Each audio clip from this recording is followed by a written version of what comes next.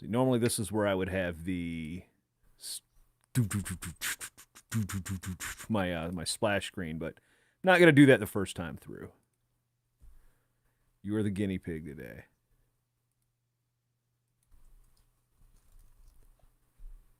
You still hear me? Yep. Okay, just making sure. Graphic, Dutrow graphic.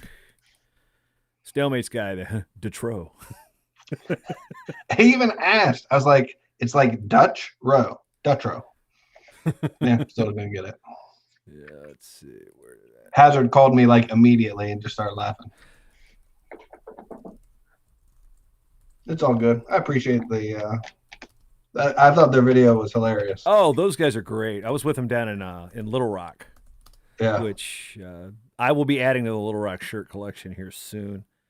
I got like 4 of them, and since they're the new home team. Yeah. All right. Looks like I'm gonna hit live on that. Looks like we got the chat there rolling. That's 6 viewers watching. What's up, people? We're about to go live with Jim Dutrow, fully caffeinated in the Discord. So, all right, let me hit record over here so I don't lose that audio. All right. Speakeasy Live coming at you. All right, Jim, you ready to roll? I'm ready. I don't know what episode of Short Time this is. I think it's 658, but today talking with another fellow Virginian and another guy that likes wrestling t-shirts, Jim Dutrow, currently a middle school principal at Lake Ridge Middle School, right across the street from your high school alma mater of Woodbridge, right there, beautiful traffic central, Prince William County. That's where you know you're near D.C. is when you hit the traffic in Woodbridge. Jim, first of all, 2 things you got to survive in Northern Virginia. It's Northern Virginia drivers and traffic. How do you do it? How do you do it every day, man? Well, here's the key to success. 1, don't select a job where you have to get on 95. That's the first key. 2, live through a pandemic because traffic hasn't been that bad this year. A lot less buses, a lot less people working in D.C., so it has not been as bad this year. Well, it's been a long time since I've been to that particular part of the world, but I know once I hit Fredericksburg going north on 95, I'm like, crap, because when I lived, or coming back, because when I lived in Lancaster and I would go back to Hampton Roads, I would have to go through Baltimore and D.C., and sometimes if you hit it just right, you're at 4 hours and 15 minutes.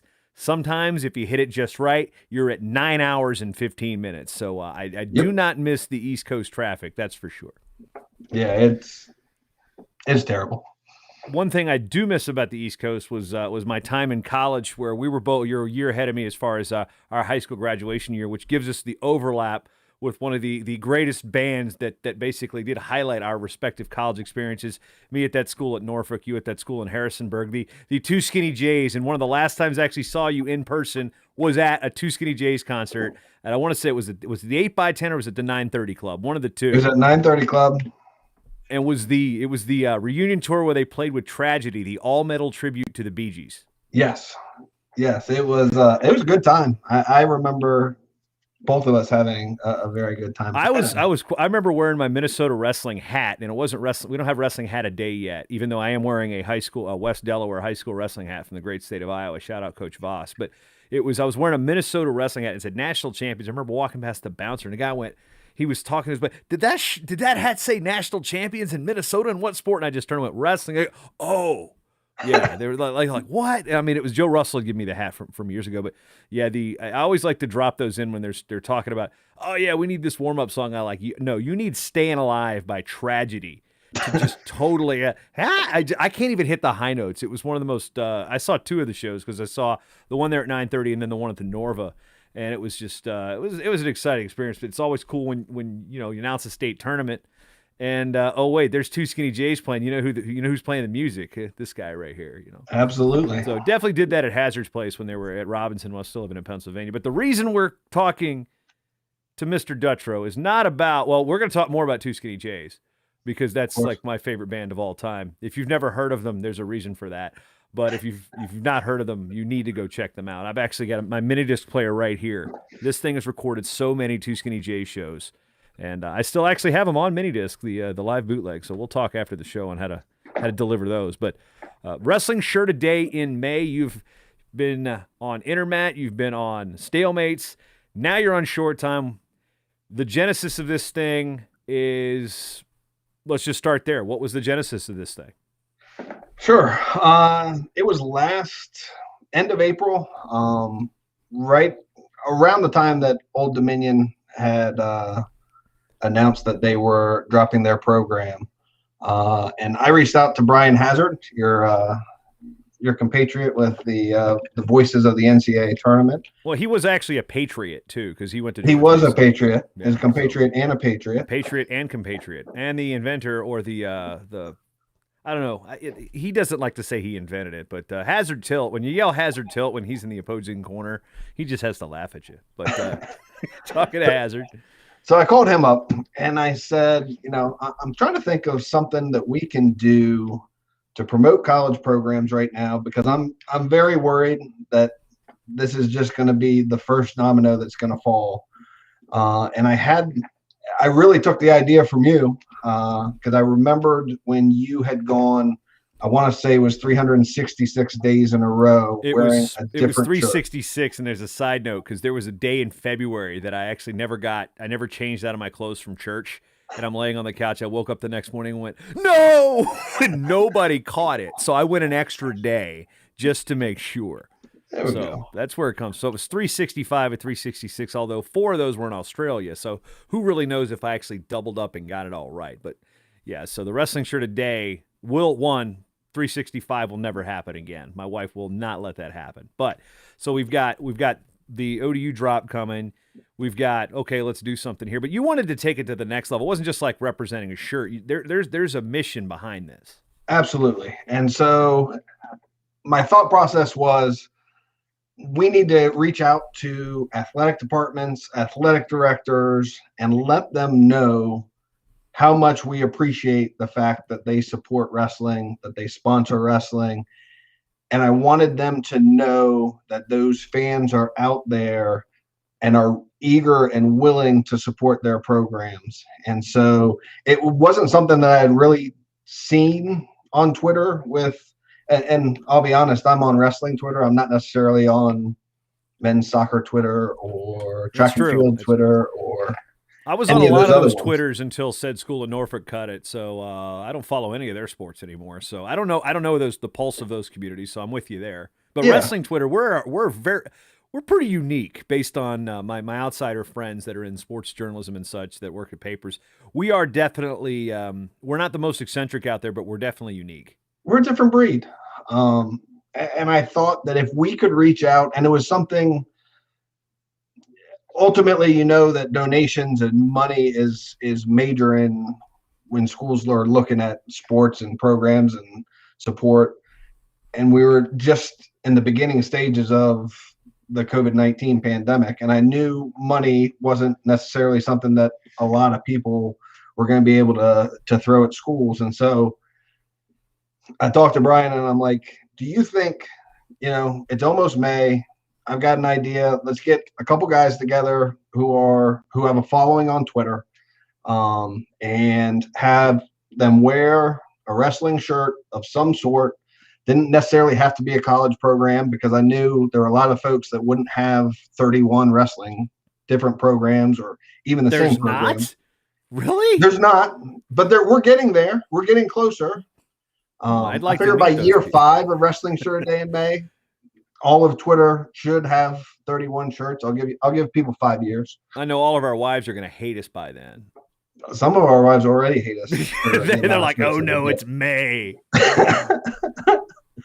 But really it was trying to get that word out there and trying to say thank you, because I really think it's hard. You get 50 tweets in a month thanking you for supporting a program. It becomes a lot harder to say we're going to cut that program. And so that was kind of my thought process and how this all started. And I had no idea if it would take off. I didn't know. I reached out to you. I reached out to Earl Smith, and I reached out to Mason Beckman. So 3 Virginians and a guy who lived in Virginia for a bit. Yes, and who was It's kind of a requirement to be in wrestling these days. Is some way you have to have Somehow some you have type to of go through stopover in Virginia. Virginia. Yeah. And so that's how it kind of took off. Yeah, one thing that what I found about it that was really really intriguing is like you've got your you've got your career where you don't mix your wrestling world and your professional world. Granted, even though you spent time as a high school coach and things of that Yep. nature, but you've got one Twitter account specifically for wrestling Twitter, as you said. I believe you said that on Yep. Stalemates, and it's like okay, you've got really no following. To it's not like you're Ashton Kutcher and you put a tweet out and all of a sudden there's 100,000 interactions and tweets and such. So it's taken off organically. And what's been interesting to see about this in terms of who's connecting, who's reaching out, who wants to get involved with this? I mean, are you fielding questions in that regard? Yeah, I mean, I think I knew that I did not have the following, which is why I went to you, went to Mason, I went to Earl, went to Brian, because I knew there were bigger followings there. And so then we started kind of trying to reach out to people that had wrestling in their background, that were on Twitter, the Ashton Kutchers, the Mark Consuelos and Kelly Ripa, with that connection with wrestling, Mark Ruffalo, and some of those folks reached back, some of them didn't. But it was just a matter of trying to get a connection, get some traction out there. And as more and more people started posting, more and more folks got involved. The Dan Gable Museum reached out. And so when some of these folks started advertising it, USA Wrestling, we kind of joked early on because USA Wrestling tried to hijack it a little bit in the beginning, and but it also brought promotion to it. And so I think they thought that they were going to be able to, with a couple tweets, get the traction, and they didn't realize that I was going to retweet everybody's tweet. And I can be a persistent fellow when I need to be. But it really got the word mentality. out there. Oh yeah, I don't think the wrestler mentality is always never quit. I think the wrestler mentality is oh, you're not going to get over on me. I think it's more of a vengeful thing than it is fight hard. It's fight hard to get back at somebody. Like, yep. Hell hath no fury like a pissed off wrestler. I don't care what the other saying is. Yeah, and so that's where, and this year it's kind of expanded. Mark Williams, who has already gone into the chat, reached out to me and was like, what software are you using, or how are you tracking this?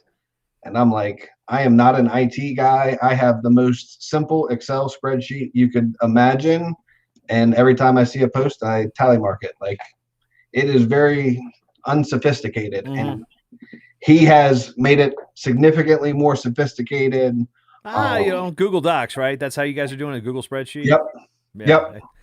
It is when it comes to sharing stuff. I mean, I used to be an Excel guy. It's like, let me file everything in Excel, and all of a sudden I don't have my laptop anymore. The cloud storage came in, and now I'm just like, all right, if I need something, I've got a NAS storage device, but most of the time, if I need quick access to it, it's going in a Google Doc or it's a Google spreadsheet, because like for the Olympics in Rio, I had my documentation of all the bios and stuff. Well, I didn't have permission to use my computer in the Rio plugin, so I had to basically use theirs. Like, well, it was on a Google Doc, just boom, log it in, because jump drives, it's like, and doing that and just seeing it, because I remember tracking my wrestling shirt today the first time, and I made it through. Joe Caprino from Indiana Matt was the only guy that probably could have run with me, but the rule was you had to post a picture once a day. Well, he went on a cruise with his wife and was like no service for 5 days. So thankfully, that's how I won, because I think he had a closet full of different Indiana Matt shirts. I think he had 500 different designs alone. So once he was over, I was, oh, thank goodness. But yeah, the Google Docs and tracking it. So year one, clearly not that robust of a tally mark. Now, I mean, how big is this, Doc? How many people are involved right now as we're recording 10 days into May? We've got, I want to say, and Mark will probably be able to post on here what the exact number is. I want to say we're upwards of 160, 170 different Yikes. folks. Yeah, because We'll my be first year, closing in on 1,000 posts. We probably will get close to 1,000 posts. We'll either hit it today or tomorrow. wow. And thing is, you've got a job. It's not, I mean, you're sitting there. I'm just wondering what the notifications are like on your phone. I Yeah, mean, because it you're blows up. thankfully you're not getting tagged in every single one of them, but the hashtag is doing the work for you. Yeah, and so all I'm really doing is checking hashtag wrestling shirt a day in May, and it's actually funny. A guy who wrestled at Woodbridge, he's now coach down in Georgia. He had posted this morning and 165. That's, yeah, it was pretty close. He had posted something this morning and put it on Facebook. And I was going through Wrestling Shirt a Day in May this morning, and I hadn't seen it. He had a Life University shirt on.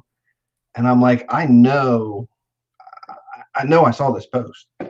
He had misspelled wrestling, which is something that I do probably every time I It's the spell out L. He Wrestling drops Shirt a the Day in L, May. right? Resting shirt Yes, a day. exactly.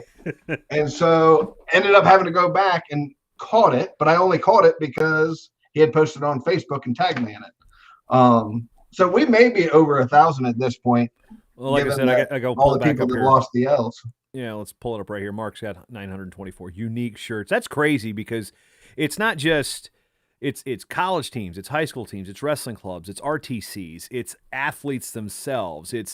There are so many different. I mean, Dave Pacheco, the retired coach at Sacramento City College, brought out his 1978 78 like when he was wrestling in junior college, and then like the NCAA championships were like 1990. I mean, there are some relics that are being unearthed here. I've got my Pocosin High 1997 shirt that might be my 96 or 97. I think I might have kept my senior year one, but that's like one of my high school shirts. I've got some stuff I tried to cram into back in the original time. And it's like international sizing. When you get an XL, it's from overseas. That's a little snug for the bigger guys here.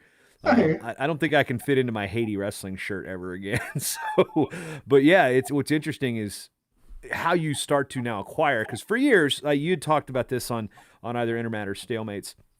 When you get a shirt that is sent to you, you're thankful for it. But when it's time to like buy that shirt, man, you get really, really picky about, okay, what's that fabric? What's that look? And sometimes I'll buy a beefier tee that isn't like that tri-blend just because it looks cool. So, and from your perspective, what's been the key to you keeping up with this over the last 2 years? So as far as acquiring shirts, I've really looked at programs I didn't have yet. Mm-hmm. And so some programs have reached out and kind of are thankful for what we're doing, and we'll be like, hey, let us send you a shirt. Or a polo, as Utah Valley did. And then there are other programs where, in that first year, there were a couple programs that we were about 17, 18 days in, and they still hadn't popped up yet. And so it was trying to find one online so that I could purchase. And then that was I'm just going to get what I can get if possible. And then, I've tried to support team stores whenever a team store pops up. 100% I'm retweeting and sending that information out. And Mark has actually already set it up in the Google Doc so that people can go directly to that to be able to go to buy shirts. But it's just a matter of sometimes it's trying to find them. Some programs it's harder to find. The Little Rock program, they reached out to me through Instagram to help me figure out how to actually purchase from their school store. And then it was like 3 days later, they set up their own store. Yeah, theirs was cool initially when they announced the program. I went right to the website, and they had like a build-your-own shirt. You could pick baseball, soccer. I got the three-quarter sleeve baseball. I thought about wearing it yesterday, but I don't know. The Penn College one, just the bright blue spoke to me. I'm like, yeah, I'm gonna do yard work. I don't need to get the stuff on the white shirt. So, but yeah, what's cool is what I did was I searched the words item order and then wrestling and saw what I came up with. And I got I was like, oh, okay. And I'm like, oh, I missed it. Oh, I missed it. And then sometimes like, yes. And I'd see something like, wow, I don't know where this school is. And that was also during a part where, these are fundraisers too. I'm a sucker for a fundraiser. Yep. So when I see one, and it's to the point now where I see a cool shirt in the off season, I'm like, I'm saving that for wrestling shirt a day in May. So, Yep. and be honest with you, I can't keep all these things. So what do you do with, when I got married to my wife, I had to purge like 500 shirts, but just so we could move in and actually have room for everything. And, I think I've owned over 2,000 shirts at this point, and I don't own that many now. But what do you do when a shirt has kind of lasted through its Jim Dutrow life cycle? I don't think there is such a thing as a Jim Dutrow life cycle.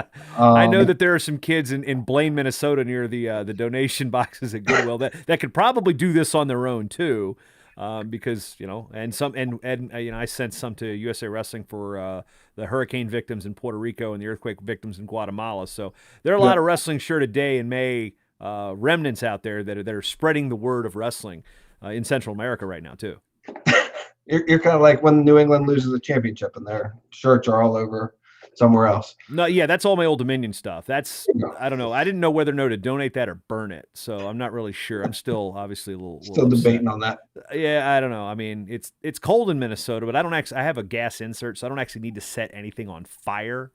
Yeah. Unless I'm feeling destructive, which is not the case. But as we look at the number of teams, the number of schools, you're still looking to get all the D1s. And I remember when I went through this, I guess we're talking 3 years ago at this point.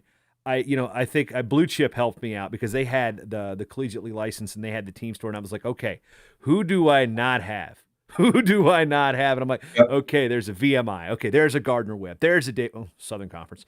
There's a Cleveland State. There's an Edinboro. And I'm like, yeah. And some of those designs are super great. And it's cool to walk. It's always a conversation piece. You walk around somewhere and I'm always like, hey, where'd you wrestle? Like you were saying about Davidson. And, hey, would you wrestle? Oh, well, so it's one of those cool things that I think what you've done and able to that's like a friendly competition between all of us. Who's got the most obscure relic of a wrestling shirt? So I have to pose that question to you. What is the one you're most proud of right now? Most proud of, and I got this question in another podcast I did. There is a guy, and Jason, you did the Blood Round Pound Down with me in January, where there were the Blood Round RTC group put on this weight loss challenge for the month of January, and you had teams and we were competing. And through that, again, got to meet some different people that either through Wrestling Shirt a Day in May, Blood Round Pound Down. And there was a guy who reached out to me who sent me a shirt from Lutheran Westland in Michigan. And it was a shirt that was in honor of his wife who had passed away. And so it had the school design on the front, had a Bible verse on the back. That was one of his wife's favorite Bible verses, has my name on it. That is probably the one shirt that means the most to me because I know what it means to the person that sent it. And so that is kind of, for me, my, I guess, holy grail of shirts because I know the history behind it. As far as schools sending shirts, the things I love all of them because I truly do appreciate the fact that they kind of take time out of their schedule to send one. And it was kind of funny in the beginning of this whole thing because we were in the pandemic.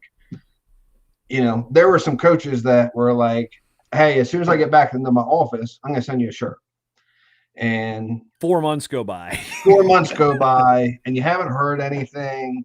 And you're like, this guy's not sending a shirt. And then all of a sudden it pops up in your mailbox. And so, and you get a message like, hey, seriously, sorry it took so long. This is the first time I've been in my office in the last 4 months. there was another experience. Ursinus in Philadelphia and Roanoke College, which is in Virginia, were kind of on Twitter going back and forth about which one was going to have the best wrestling shirt a day in May. And in the wrestling shirt a day in May off season, oftentimes I would set up questions trying to keep fans interested with who do you think's going to win between this school or this school, or who's going to have the best D3 results. And literally I had set up a survey, and Roanoke College, unbeknownst to me, had sent a shirt that day. And it was just pretty funny to see as they're having this debate on Twitter and putting up GIFs about which team was going to do the best. And literally that day, Roanoke had sent a shirt. Nate Yetzer's last newsletter had the hashtag wrestling shirt a day in May in it. And it's talking about wearing shirts. And right now, I believe they are leading the non-Division One. I believe you put that tweet. If I'd have been better prepared for this, I would have brought it up on screen. They are winning. They are.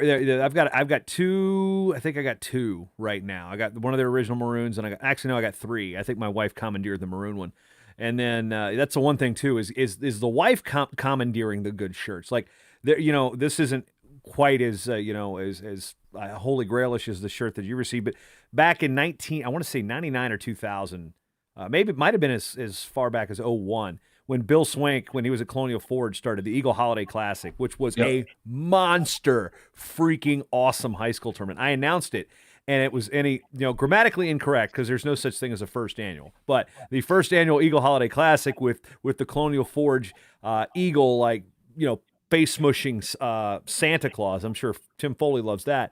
And on the back of it, it had certain sayings for the few FEW Friends of Eagle Wrestling. Well, mine had the voice of Twinkie on it. And those of you that know me from back in Virginia knew that was my nickname growing up. And if I still hear it, you obviously have known you for a while. My wife wears that shirt every night to bed. So I have to see that one. And then my Matt Talk Ram Rumble. I helped run a tournament with Coach Shoemaker at Lafayette for a while called the Matt Talk Ram Rumble. And those are the two ones that the white long sleeve, give me that good old school, where it's a 2X in my bigger years. I didn't have as much room in them, but a big roomy shirt for a night shirt. Those are two that are definitely there. So that voice of Twinkie thing is never, ever, ever given away. Yep. And then my original Mad Talk Online shirt, which is a long sleeve tee. That's Glenn Alston was the guy who redid my logo back in, I want to say 02 or 03.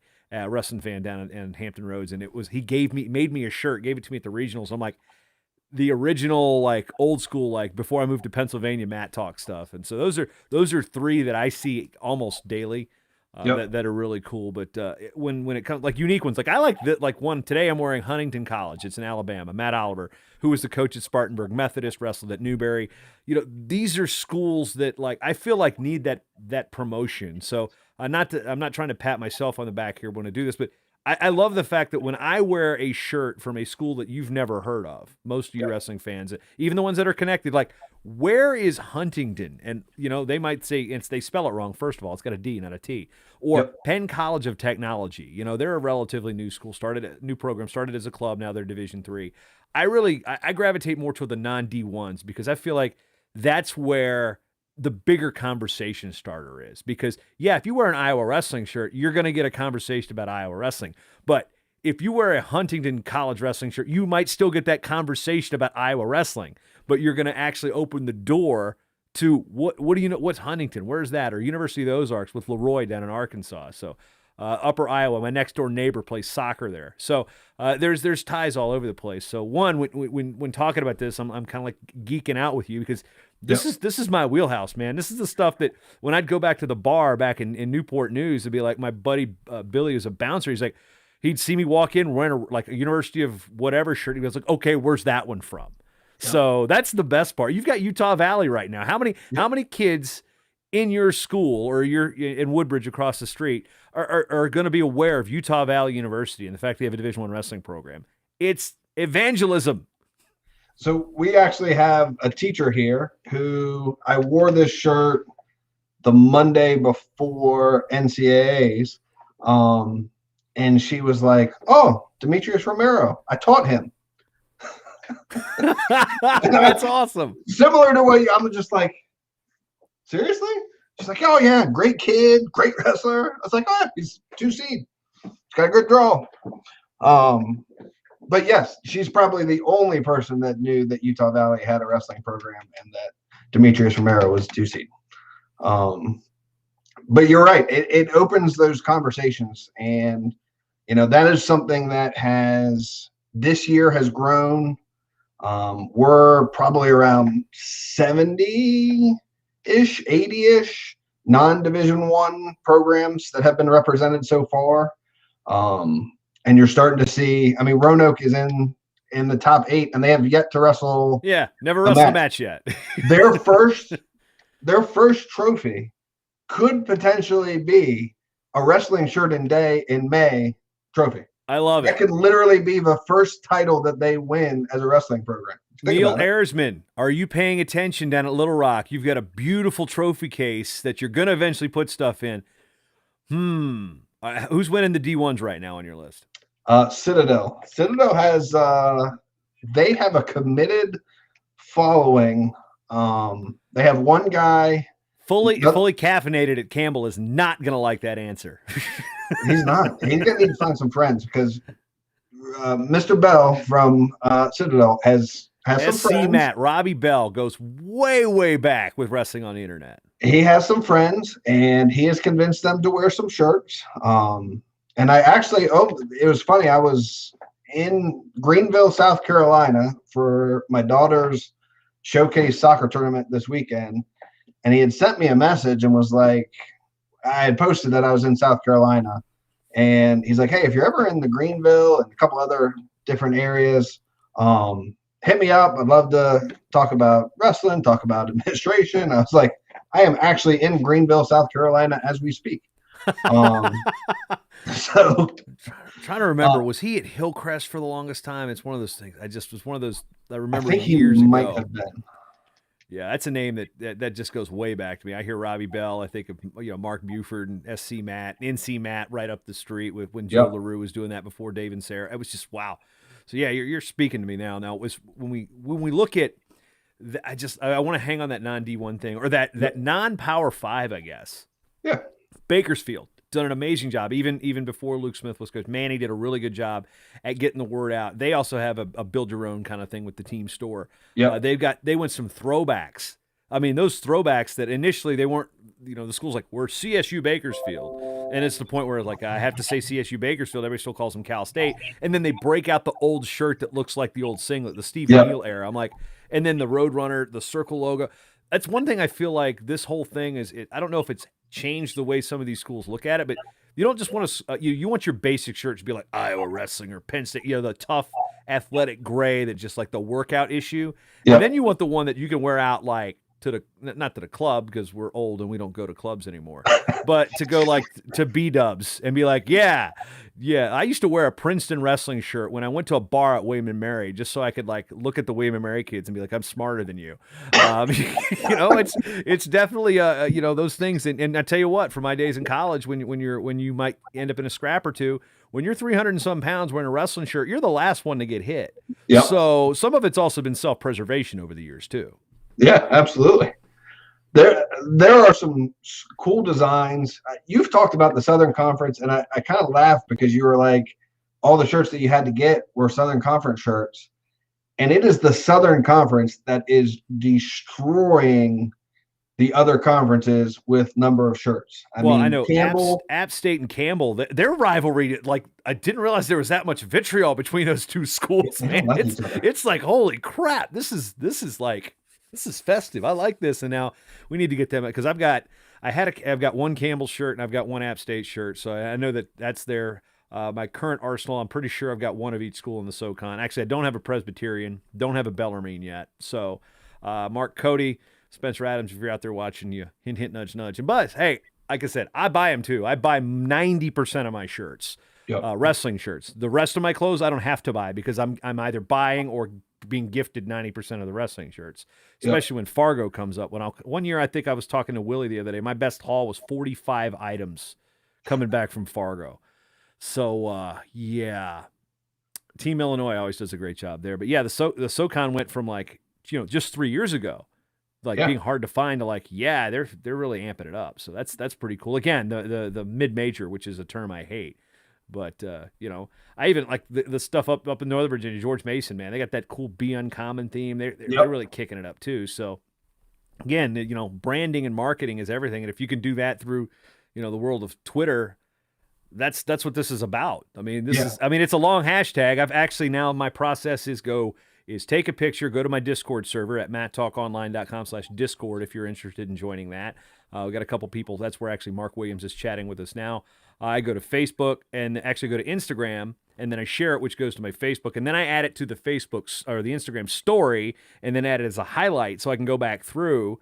I actually forgot to do that the other day, so I was like, okay, let me find my last 8 posts and start a story highlight so I can document all this. And it's like, okay, and then Twitter, because Twitter's where I live for wrestling. So Yep. I'm not big in Instagram. I mean, I'm boring on Facebook. It's pictures of my kids and links to the podcast, but just creating the process. Like Abby's like asking me when we wake up, what shirt are you going to wear today?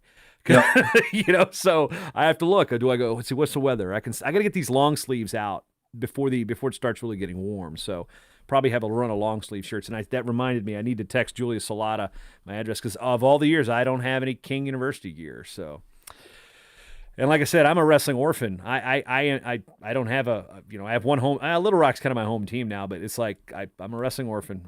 I'll wear everything. Exactly. And I went from the majority of my stuff when this started were teams that I went to NCAAs with. So one of my assistant coaches, Pete Smith, his cousin Brian Smith, coach at Missouri. So there were several years that when we go to NCAAs, we went out with Missouri. We went with Virginia Tech for several years. I've been with Clarion. So like they were almost always, I usually had 3 of them because I'd buy the 3 shirts for the tournament. Thursday, Friday, Saturday.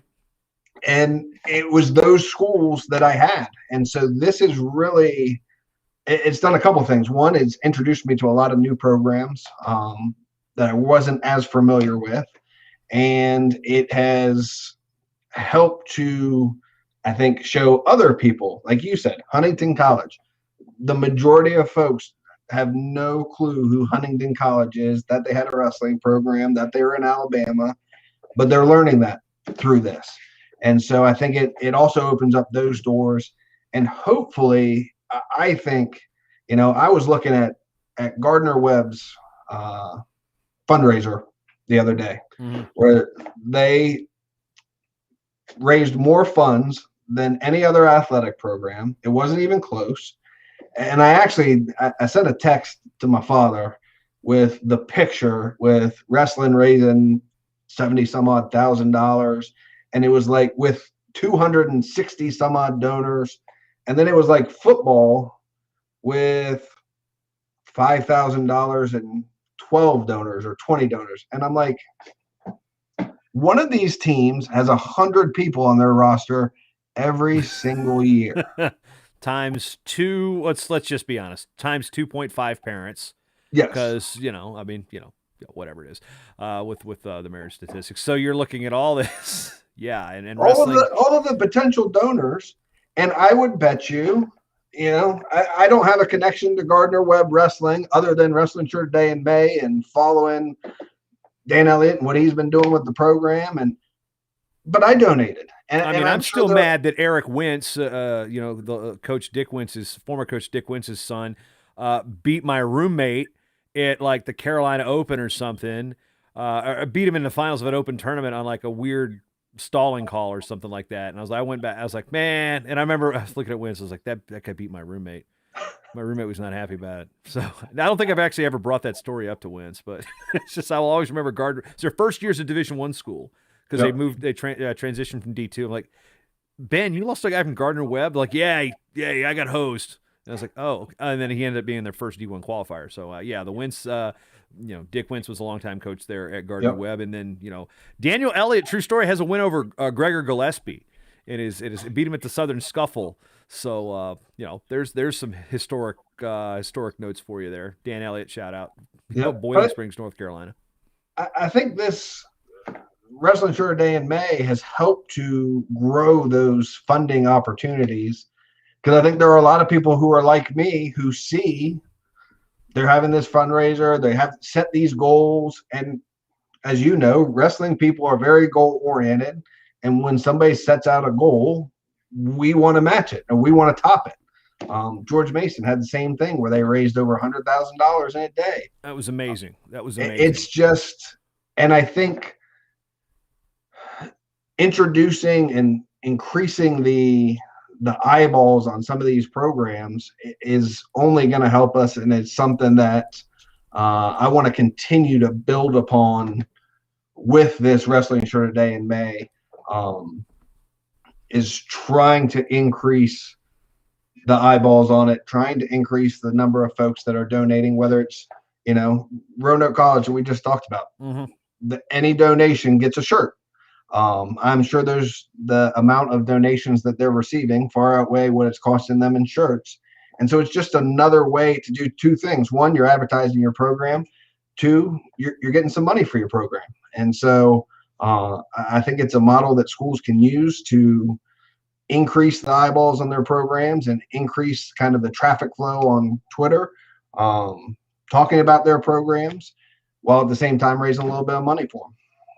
We talked about Roanoke College, and then there's like Allison Schwab, Coach Doug Schwab's wife, who was like, I got shirts, and then you see all of those. And then a couple days ago, I got some shouts for the Matt Talk shirts. If you're a patron of my network, this is a little bit of a plug here.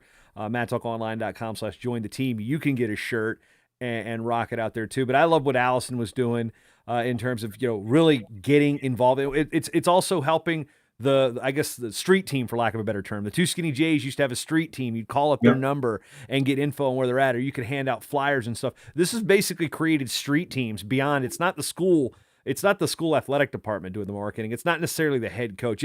This is people surrounding the program. He's fully caffeinated over at Campbell, as trollish as he likes to be, and he is a patron. He could sit there and gets people engaged about Campbell, get them talking about Campbell. And okay, there's some shirts. I mean, they had the Naveed Afghari thing. I mean, taking a political stance on what's going on with the wrestler who was executed by the government in Iran. I mean, that's a ballsy thing for a school to be associated with too. So, it gives so many more opportunities to, it's not just like, and Josh Rodnick Clackamas, they've got now clack to clack to clack on the back of their national championship shirts.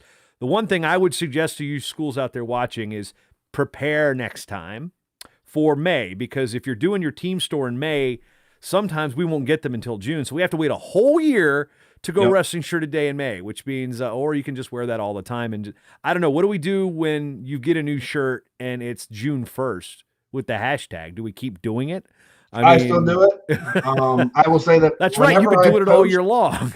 I do it all year long. And whenever I post, I always, like, if there's a team store that happens in August, Wrestling Shirt a Day in May options. It was funny. So this November, I was thinking, again, we weren't having wrestling because of the pandemic. So I went with this hashtag, thankful for wrestling, and did the same thing, only I was wearing a shirt saying thankful for wrestling instead of Wrestling Shirt Day in May. Again, it's just about reaching out to programs and saying thank you, reaching out to athletic departments, athletic directors, thanking them for their support. The day in May just happened to work, and I happened to have this thought in April because we're in the middle of a pandemic. And I'm all about rhymes and I'm all about alliteration. So you got definitely the rhyme time down. So I'm good with that, because I don't know. I'm thinking wrestling, what June, July? No. Wrestling hat. No, because by the way, the hat thing may be my next. I don't know. I got like 200 hats, man. I got way too many hats, because I don't have as many wrestling hats as I do shirts, but I'm looking over here.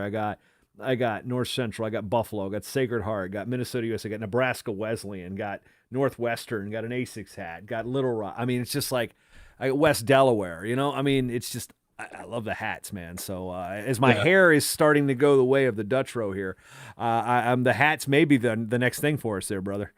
That could be the next thing, next big thing. wintertime. Although I found that like the older you get, the sillier some of us look wearing a hat. I'm gonna still represent the whole like I'm wearing a hat because I've worn a hat since I've been able to wear a hat, and I'm gonna wear a hat. And if Sandy Stevens gets on me about wearing it backwards, I'm gonna wear it backwards even more. That's an exclusive club of Sam Hazewinkle, myself, and Nick Simmons. So, but wrestling hat a day in, well, I guess May, because day in May. Let's do it. Day in May. Maybe, because I did double up with Upper Iowa earlier in the week. So maybe I'll have to do, in lieu of trying to wear 4 shirts a day, because I could probably double up, I just don't want to do that much laundry. So I think I might have to double up the hats on this one, Jim. There you go. I'm down for it. All right. So next steps for this movement. Next step for, I guess this is a wrestling evangelism. This is advocacy. This is enthusiasm and just everything it talks about support. It's not even has to be your team. If you're a Penn State fan, I'm not saying wear an Iowa shirt or an Ohio State shirt. If you're a Penn State fan, get that Lycoming shirt, get that Mercyhurst shirt, get that non D1 school that's not going to like come into favor. Like, why are you wearing that shirt? If you're a Hokie fan, I'm not saying wear a UVA shirt. That's sacrilege. That's against the rules. But wear a Roanoke shirt, or wear if you're in Shenandoah or Emory and Henry, Ferrum, new schools in Virginia, that type of thing. If you're in North Carolina, Greensboro College or something like that, if you're D1 program. So if you're fans of D1, and I use the Iowa Conference as an example all the time. If you live in Iowa City, there's no reason you can't go to Cornell College dual meets up in Mount Vernon. So look at it outside of box. I'm an Iowa Hawkeye fan. Well, there's a lot of Iowa schools in Division II and Division III especially. There's your NAIA schools throughout the Midwest. Get involved there. This is not just like, hey, let's see how many shirts I can wear and brag to my friends about. This is actually some outreach, and you've got administrators paying attention to this, Jim. I mean, school presidents and stuff. I mean, who's the biggest name to reply to you in terms from like an athletic director, school president type of thing about this? We've had several athletic directors. Whit Babcock at Virginia Tech reached out. The president of Gardner Webb last year. I want to say he posted twice for Wrestling Shirt a Day in May. An administrator at University of Indianapolis reached out to me and just sent a shirt that came in on Friday. Well, and Jackie Paquette, who works as the SID senior women's administrator, she's actively involved in this. It's not just because she's a D2 advocate because she works in D2. So, and she is one who works at a D2 university, and today was wearing a Kentucky Wesleyan shirt. Mm-hmm. So she gets it. Like probably she doesn't wear it to the office, so that may be bad juju. But I think she was wearing it to work out. Yeah, I don't think. See, there you go. I mean, that's you were doing your treadmill workouts with the blood round pound down, which is interesting because I actually didn't work out as much as I should have during January. I start working out the next month and I gain weight. So working out would not have actually helped me in that regard. So sadly, we couldn't do that. But so you got blood round pound down. We've got the wrestling shirt a day in May. What's your next idea for a social media experiment within the sport of wrestling? Do you have one? I think it's growing this. I think it is. My goal now is to try and talk to some of these schools who have started selling shirts, who have started doing donation based around this time, to see how much they are making doing this, to try and almost advertise it to college programs and say, look, like, for probably this is a legit fundraising opportunity. Yes, and for not a ton of effort, you can probably make a decent amount of money getting shirts out to people, promoting your program, showing your athletic department that there are fans out there and supporters out there, and is just growing this as much as we can. And then I'll start thinking about what's next. What kind of hat thing I can do, apparently. Yeah. I used to be a flex fit backwards guy, but now I'm to the point where I never really was like a trucker hat guy, but these legacy brand hats that have just like they just fit so perfectly. I've got like 4 or 5 different ones like this. Like one of my, like Fair State Brewing here locally is one of my favorite ones to wear too. But we look at that. We look at the evangelism. We look at also the gear companies that are involved. I mean, there are that industry's exploded.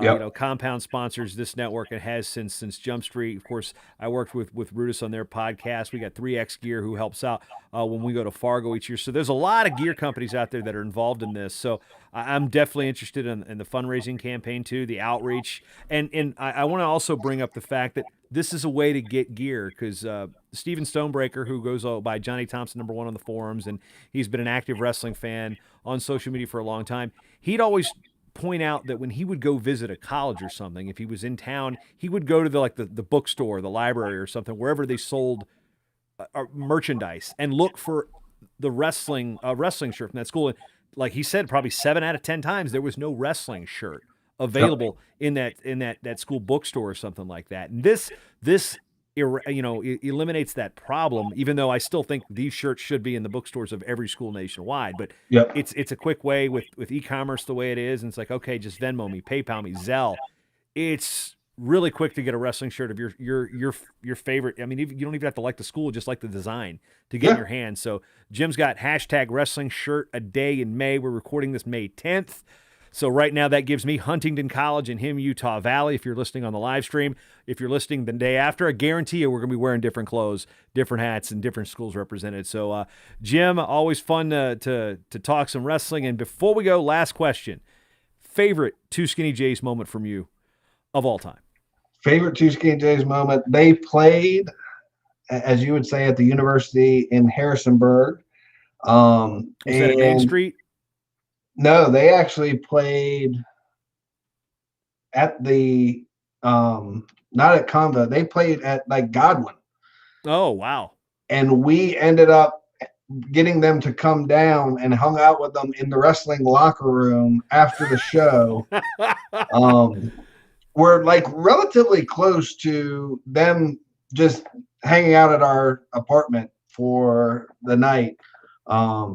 But there probably would have been some NCAA violations that would have gone on, and some testing issues. Well, let's just say that given our age similarity 1 year apart, and the many times I went up to that said school in Harrisonburg, and how much fun that campus actually is, I can definitely see all that happening. Now, so see, that would have which tour was that? Do you remember? Because they were on tour all the time. So I have no idea. It was probably like 98, 99. Yeah, because I saw them at Main Street, I think was the name of the place. Just a little club right there. And I remember driving up, and I can't remember if that was the stretch where they ended up doing a couple openers for Outkast at the time. But it was between like 99 and 02. It was 24, 25 times. Yeah. And one time where I got to know him was they were doing a show at Middy's in Newport News, and Jay Guevara had like rolled his ankle like in the third song, and I had actually gotten on like a Two Skinny Jays news group, or like it was like this thrift unit Two Skinny Jays message board or something. One of the fraternity brothers at Delta Chi at ODU, his brother was a Two Skinny Jays fan and was actually married to this 4'10" Two Skinny Jays fan. Her name was Nutty Jen, and she was like, "Hey, come meet me at the show." And it's like, and then I got to know them. And then when Jay Guevara messed up his ankle, I helped him backstage, back to the hotel before they had to like tape him up and go somewhere. And I'm like, they're like, "Yeah, man." Andy Action, the drummer's like, "Hey, anytime, man, just let us know. We'll put you on the guest list." And it was like they became the only semi-famous people I knew before I really got immersed in wrestling. So that Boathouse show with TheUrge in '98. That was one thing that Hazard and I were talking about in St. Louis this year is they had to be the DJ, and TheUrge is from St. Louis. They played the theme song for the St. Louis Blues, "Let's Go Blues." And I remember a couple years ago hearing Brainless over the PA. I'm like, "This is TheUrge." And it was like, I was like, "What?" And then so it was like play the DJ, and then, so one of our Matt Talk segments, they played Brainless. I'm like, no way. This is great. I mean, that was a relation to that show. And I saw a bunch of Great Bridge wrestlers at that show. I saw Bruce Fowler, Eric Leonard, a bunch of those guys as I was in the I'm over 21 area. They weren't. I may or may not have been over 21 at the time, but yeah, that was a good show. And then, hearing them play Evil Knievel live is like one of those was rare, like 6 songs for $5, American Heroes era. Yeah. You just don't hear it very often. Of course, you hear Barbecue. And then I did at that James Madison show. I actually recorded it, and they did Every Rose Has Its Thorn as an encore. and they were going off about not playing barbecue. It's like, okay, we've been playing that song for 13 years. We're going to eat three things: hot tubs, naked people, and drugs. It was just one of the cooler things that I guess it's one of those things. If you're a Tuskegee Jays fan, you had to be there, or if you're not. But it was just a great little band that. Saw him with the Cottonmouth King, saw him with Everlast, saw him with Shooty's Groove, these great little club shows that you just cannot recreate nowadays in the era of the Norv is a great venue, but it's I saw him at Peabody's at the beach, which is just like the roof is like 3 feet above it. So I mean, I miss the club days of small bands you've never heard of and just killer nights where they end up hanging out. I mean, I think the Jays came with me to PJ's 19th Hole, which is an after-hours bar in Norfolk, which PJ's usually means poor judgment. I mean, you walk out of that place at 6 a.m. for an exam, you're going to have trouble. So that's another entire discussion about JB's college years. We won't go there, but Jim, we could reminisce for days about this stuff. I'll have to send you some of the cool bootlegs I've got. But hashtag wrestling shirt a day in May. You don't have to tag Jim's personal account in it at Dutrow Jim, but wrestling shirt a day in May. If you're watching the video, it's right there. Make sure you don't forget the L. Let's see how many different teams we can get. Let's see how many different divisions we can get. I want to see more women's shirts. I want to see more junior college shirts. We've got NAIA schools are adding like every minute, it seems sometimes. Let's see more of them. So Jim, appreciate the time and the insight and just the general conversation about this great movement you've created. Absolutely. I appreciate the opportunity.